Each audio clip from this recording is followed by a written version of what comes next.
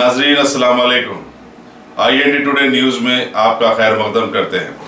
आइए देखते हैं ये तफसीलात। इस्लाम के मुख्तलिफ मसालिक और फिरकों की नुमाइंदा शख्सियतों पर मुश्तमिल मुस्लिम यूनाइटेड फोरम ने आने वाले असम्बली इंतखाबात में मजलिस इत्तेहादुल मुस्लिमीन की गैर मशरूत तायीद का ऐलान किया है। फोरम के इजलास में जो कल रात मस्जिद दारुशफा में मुनक़िद हुआ, इस ख्याल का इज़हार किया कि मौजूदा हालात में मजलिस को मुस्तहकम करना वक्त का तकाजा है।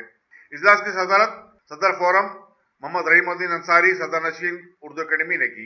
इजलास में तय किया गया कि जिन हलकों में मजलिस के उम्मीदवार नहीं रहेंगे, वहाँ सिर्फ उस जमात की तायीद की जाएगी जो फोरम के मंशूर मुतालबात को कबूल करेगी। फोरम इस खुसूस में तमाम सियासी जमातों से अनकरीब राब्ता करेगी।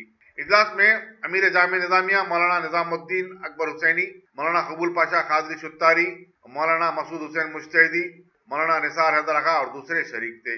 जनरल सेक्रेटरी मुन्नीर अहमद मुख्तार ने खैर मकदम किया।